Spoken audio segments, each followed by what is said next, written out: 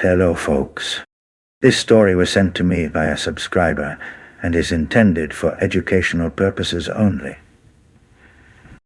I do not glorify substances of any kind. Like, subscribe, and let me know your experiences in the comments. Thank you for watching. 800 mg Mescaline.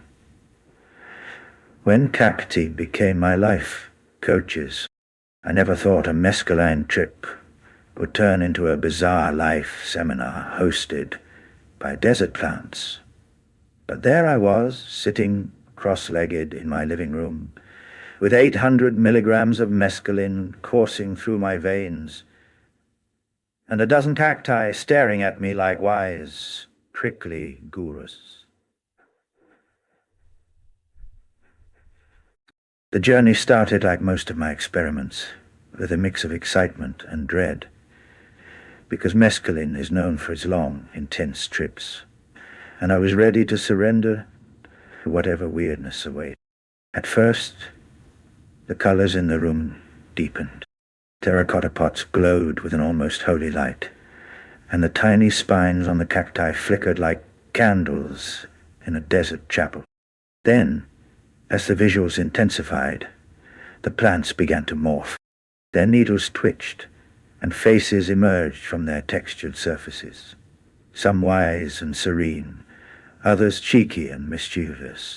"Welcome, seeker," the largest cactus intoned in a gravelly voice that seemed to come from the earth itself. "You have entered the realm of the Prickle Council. We are here to teach you the secrets of resilience, patience, and prickly love."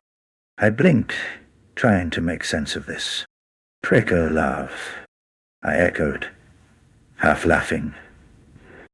Cactus nodded solemnly, its tiny spines standing on end. "Exactly. Love that protects, that defends, that stands firm in the face of adversity."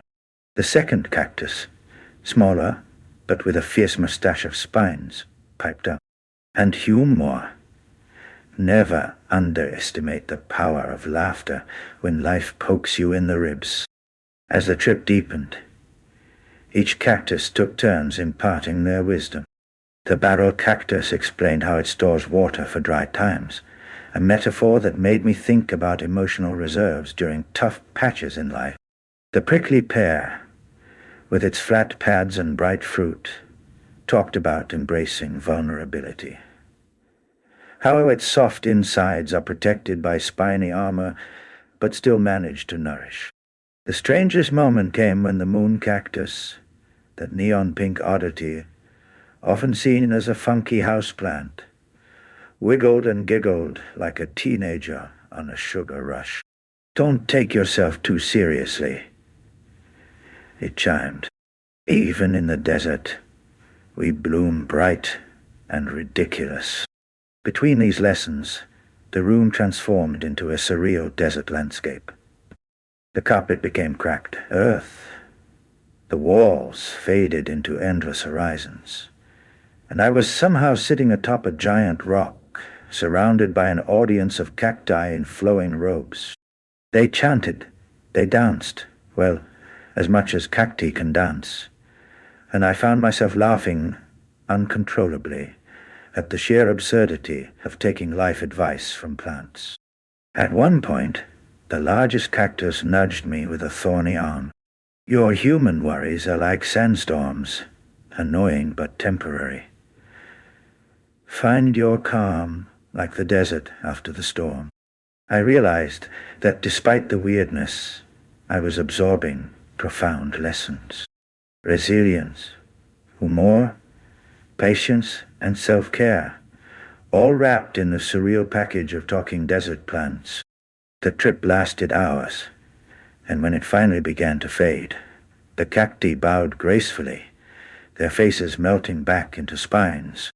As I came back to reality, I felt lighter, strangely empowered by the prickly wisdom of my mescaline guides.